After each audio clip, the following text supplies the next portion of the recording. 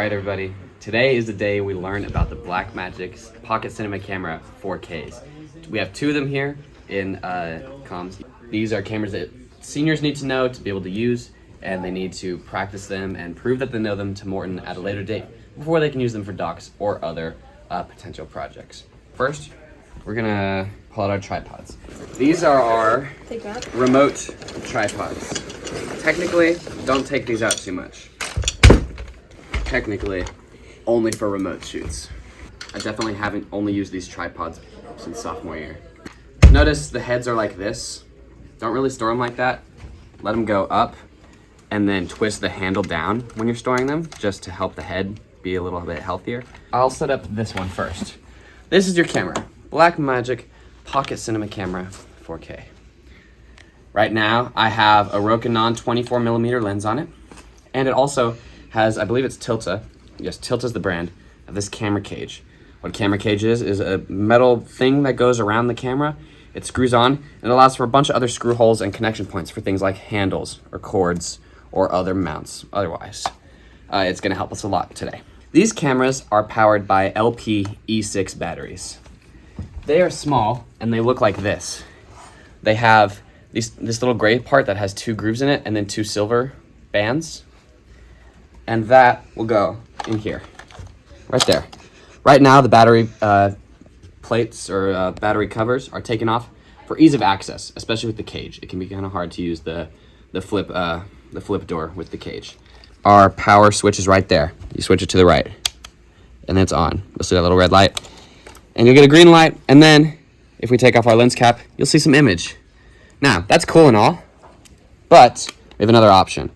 These cameras, they can shoot very high quality, and most likely, especially if you're doing docs, you're gonna be shooting with them for long periods of time. You might be doing a long interview and going and getting B-roll in the same day.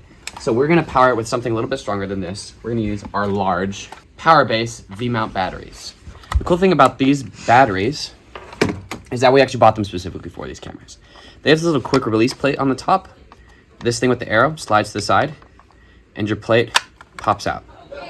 Now what we're gonna do is we're gonna take this plate, we're gonna have the small end, see how it's kind of like it got the V shape? We're gonna point the small end towards the lens. What you wanna do is you wanna put it on the, in the middle row on these holes. Middle row, third hole. That's gonna make it the most centered it can be. So we're gonna do that, we're gonna screw it on. As you might be asking, Drew, isn't that where the tripod plate goes? Yes. How are we gonna fix that? We'll put our battery on, and look at that. We have a tripod quarter 20 hole right there. And because we lined it up where we did, that's in the middle of the lens, and it'll be good to use. So, it's pretty close to the middle. That's obviously not plugged into the camera in any sort of way, so we need to do that. Luckily, in each of these Blackmagic bags, we have a dummy battery. We actually have two dummy batteries. We have one with this long twirly cable and one without. The long twirly cable has this little port. This is called D-tap, because if you turn it up, kind of looks like a D, like that. A little bit, not really. Those are good for sometimes. Those would go right here if you were to plug it in that way. But specifically for the Blackmagic cameras, we have these little ones. The way these go, if there's a small hole on the groove that has the like the brass end, there's a small hole for this DC barrel that goes in, and then your battery clicks in. Much smaller profile than this would be.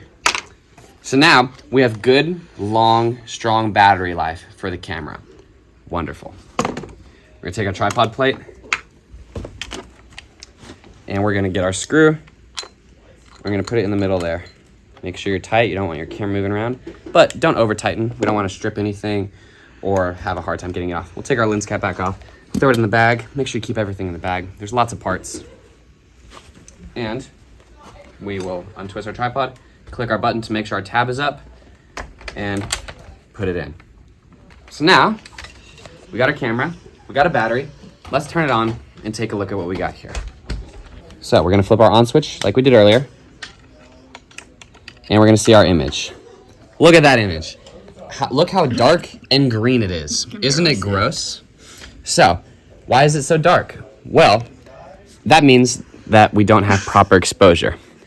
And what do we need to do to get proper exposure? Well, we need to mess with our exposure settings, which are shutter speed, aperture, and ISO. So the first thing we're going to do is check our shutter speed. Right now it's at 1/120. And we look at our frames per second, see that it's 60. What's cool about that is that 120 is double of 60. That is the general rule, that the denominator of your shutter speed should be twice your frames per second for film.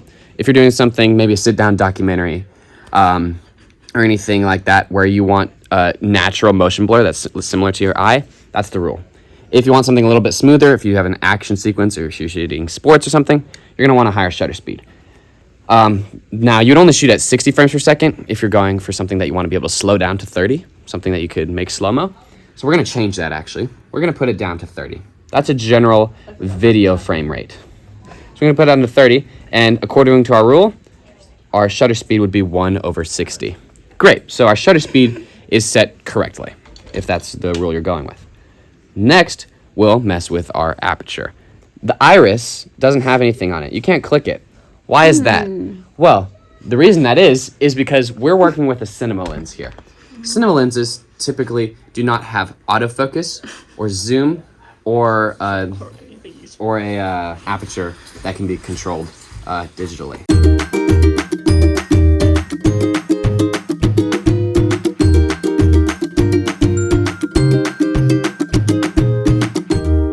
So, what we actually have is a ring right here. We're going to slide that all the way to the left. We're going to see that our image has gotten considerably brighter. I'll come to this side if you would like. Considerably brighter. That's pretty awesome, isn't it? Great. And now we will look at our ISO. It's at 100. It's at its lowest, so that's going to be pretty good for grain. We don't have much. And then we can also focus it with our focus ring. Let's get in focus of our camera. Pretty good. Now, if you wanted, we have a very blurry background. Typically, you know that if you close down your aperture a little bit, raise your ISO, open your shutter speed up, whatever it is, you'll get that brighter image again. We're going to leave it wide open for now. Great, so now that we've got decent exposure, let's take a look at some of our other things. Remember we said it's like gross and green earlier? It's very gross and green. So we're going to do our white balance settings. You'll notice we have our white balance setting also on our screen. We're going to click over here on white balance and tint. I'm going to bring the tint just all the way down to 0. We don't need any sort of tint alterations, giving it some color. And then we could set it to an auto white balance. So we're going to go over here. We have our square in the middle of the screen. Let's get something white, like the desk. I typically white balance the desk. It's pretty good. If you can move your shadow out of the way just a little bit, and mine. We will white balance the desk, update, and now you'll see we got quite a bit of a cooler image. It's still not great. Let's see if we can get something a little bit better. Not going to get a lot. Chair's pretty good. Take a look at that. Much more natural, no weird, gross green colors. As Morton says, the Blackmagics are great because pretty much all the controls are on the screen. Additionally, on the screen, we can see a counting clock for your record time. You can also tap that, and it'll turn into live time code. I don't know what time it is. It's 2. That's not right. So probably go change that. Now that our white balance is set, that's what you do if you're going auto or custom. You move it with the dials. Auto, you'll find a spot and you'll do it. Or you can do one of these presets, such as daylight, fluorescent light, shade, cloud, any of that, to set your white balance. So we got everything pretty much set up right here. We're also going to take a look at some of our other settings in this menu right here. You can see we got our good battery life. We're going to take a look right here. Here's how you can look at your codec, quality, and resolution for how you're going to be recording. The reason we said Blackmagics can record in some high quality and high storage files earlier is that they have Blackmagic RAW. Blackmagic RAW will give you a lot more color information and other abilities in editing that you wouldn't have with like a ProRes file. But for the sake of your SD cards or whatever we end up recording on, which we'll talk about later, we're going to stick to ProRes. High quality or 422 would be good to stay on. You don't need to go all down here. Then we also have our resolution settings, HD, Ultra HD, 4K DCI. I recorded Whitney's doc on 4K DCI. The files are massive, so stick with these.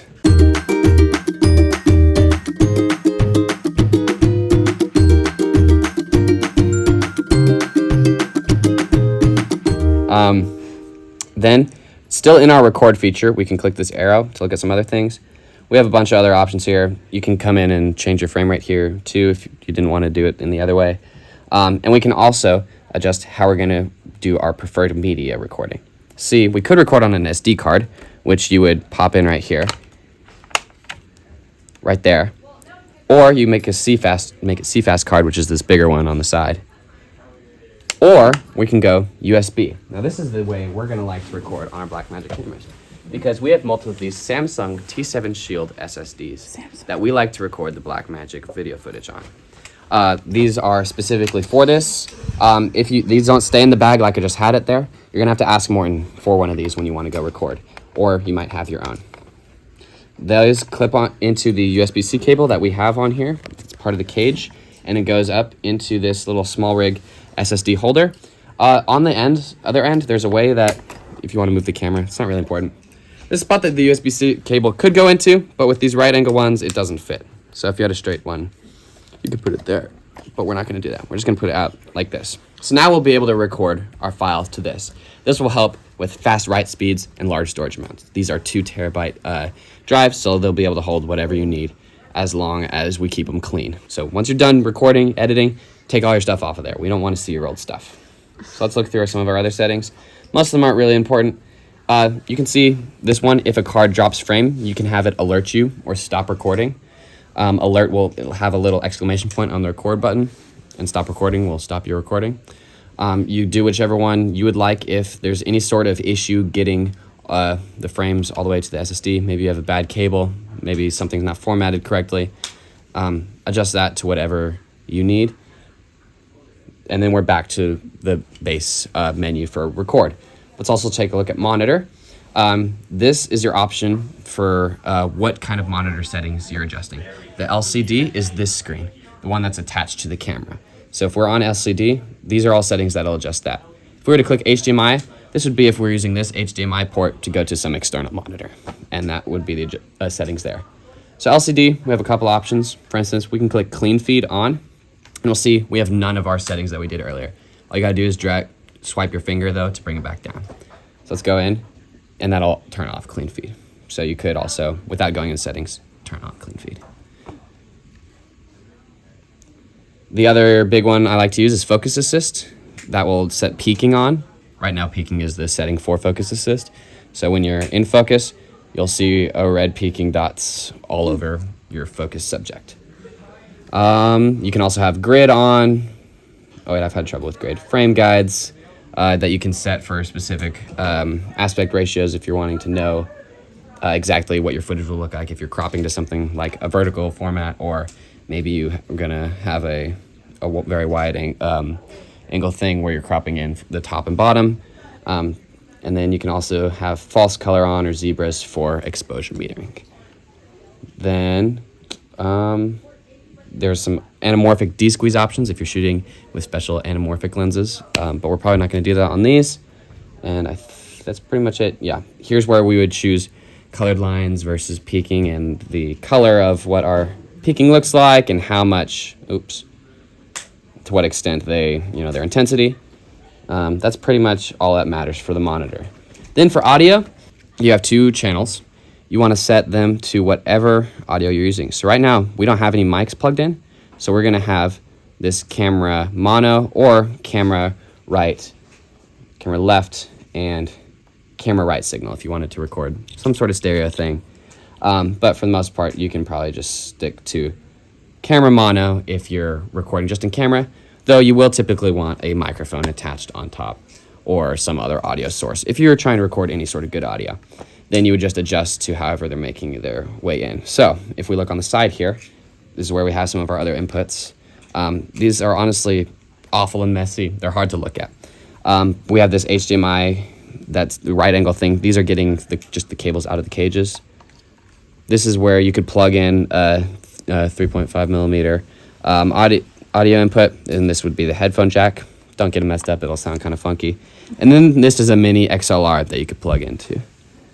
Or sorry, that's a lie. This one's a mini XLR. Down there, that's another power source that we have. So that's what XLR would be on audio. XLR1 or that 3.5 millimeter. So you got several audio options, which is pretty cool. And then you can adjust your headphones volume or the speaker volume if you wanted to play back your audio. Then setup, we got some other things. We could go adjust that date and time if we wanted. Not right now, and that's why it's still wrong. That's about all we need to know in the main menus. Now that we've plugged in our SSD, we can see that we have a recording in our third slot, because remember USB was that third option for recording on there, because these first two are card options. We can see, if we click on it, we can see its name, Remote SSD. This is the ones we specifically take out in remote shoots. We can see its recording time based on our current resolution and quality settings. And we can see its format, how many clips it's got in it, all this kind of stuff. So if you needed to format a card or some other media storage, you could do it there. And then what we'll do now is we're going to click record. Your record button is on the top here. You just click record. Your timer will light up. Your play button will light up, and the recording time you have left will turn red. So you'll know you're recording, and if you swipe it down, you'll still have this red indicator that you are recording. So we'll take a look at all that. Look at all that fun stuff. Look, it's Dylan. And we'll focus Dylan. Oh my God. And he's in focus, and now, all right. And we'll stop recording. You can stop or start recording from the screen as well. So we want to look at our footage. How in the world do we do that? I'm glad you asked. So we're going to click this play button right here, and it'll bring us to our footage. So we can press play on the screen, swipe it through, and like look at all those options for watching our footage. We can see the whole thing. And you can you don't click the play button to pause it. You actually click the stop button to pause it and the stop button to get out. The one more thing we're going to want to do, this can also bring you to your menu, is for, let's see if it's in setup. I think it is. Here it is. In playback, you can have the option to play back all the clips you have on your media device or a single clip. So if it was a single clip, it'll look just like we did now, because we only recorded one thing. But let's record another thing. And this time, let's look at Grace. What's up, Grace, with the phone, recording all this video. So now that's done. If we click our play button again, we'll see that we've got this little black line in it. Our first clip is very long. It shows Dylan.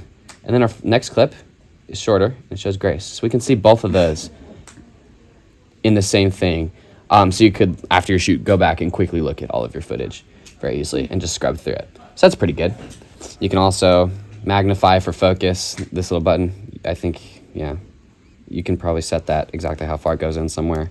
Let's see what else we got. You can have some preset functions. You have ISO, shutter speed, white balance, and then also 3 other free preset options. I honestly don't even know what they're set to. I don't use them too much. That one's you got some.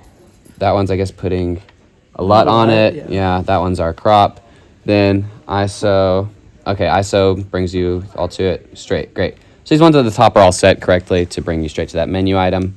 We're going to talk about the lens for a moment. So as I said earlier, this is our Rokinon 24 millimeter, yes, cinema lens, T1.5. So that will allow a wide aperture and a lot of light to enter. These are EF mount, I believe. I'm correct. And then it has this this converter that allows that lens to go onto the converter and the converter to go onto the camera. Because the Blackmagics have pretty specific lens mounts. So we're going to turn everything off real quick, and we're going to switch a lens. We'll grab our lens cap back out, put it on, and in both of your Blackmagic 4K bags, I have 3 lenses set up. You have your 24, a 35, and an 85, all primes. This is pretty much all you'll need to worry about for shooting most things. It'll get you pretty tight and all the way to pretty wide at 24. I think I shot most of my part of my doc on 35. That's just kind of a good middle ground for the most part. We have other lenses too, a lot of these other Rokinon prime lenses that are pretty good for this kind of thing. So let's put on the 85 just for the full polar opposite of what it looks like. So we will first take off your lens cover on the back, and then we'll hit this little dial right here on the converter, pull off a lens. Now we'll put our lens back on first. You've got these little red dots, red dot on top of the converter. Line those up, twist on, and put this back on. Typically, do your best to go quick. Keep dust out of these. If you have this camera sitting down, make sure, the main thing is that we don't want dust to enter the sensor, because that's the hardest to clean. That's why I put this on first before putting this little cap on. You really won't ever need to take off the converter. I don't even know if we have any lenses that can fit the Blackmagic natively. Let's see what else we've got in here. All we've got are a couple other covers. We're gonna take off our converter, this button. And then yes, this would go on your Blackmagic camera. And then this one that says Metabones would go on the converter. You would do this if you needed to store these in something else in this. Maybe you needed a lower profile for the camera. That's pretty much it for that. This can go. That's coverage. This Sensei and Canon mount would go back on the lens and the monitor, respectively. Not the monitor, converter. And that's pretty much it for the camera. I'm gonna put this back. Are there any questions?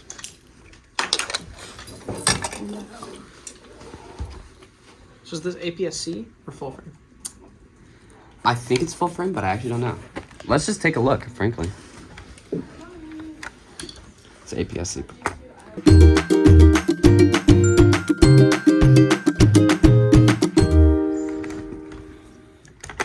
It's a great video. All right, so we've got 15 minutes. We're gonna see if we can set up another camera. Let's record it still. All right. Great. Wow. Let's see. Whitney, I want you to lead the setup. I can guide you through it a little bit. Okay. I just have to video it. And all of y'all watch as and talk us through your process. You're gonna set up the one in the blue bag. Okay. The blue bag are the ones y'all are gonna use. Can I do it after her? Yeah. A few moments later. So, 6K? Whitney has succeeded. Yay. Can I go now? Get your SSD. Oh. Yeah. While she does that, and maybe takes it apart so Grace can try. I'm gonna show the camera the 6K briefly.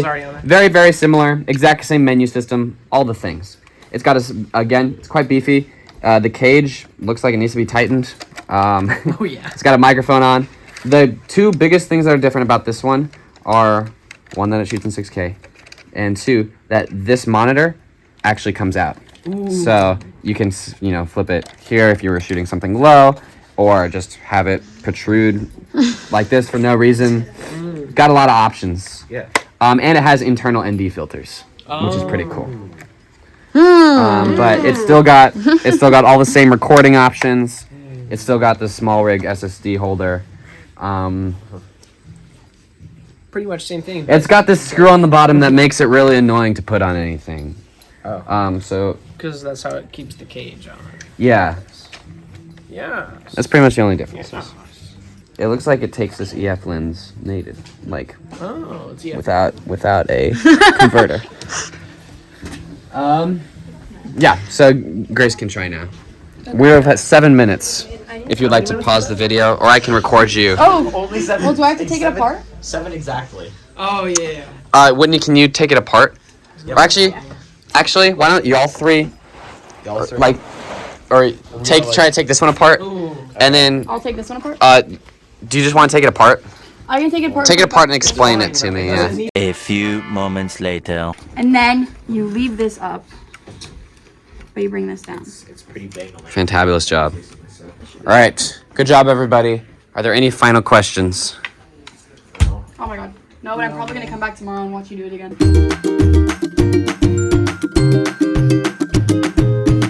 Sounds good. All right. I'll probably do the same even though I don't want to. But... You don't want to. Goodbye, video. I hope you learned something.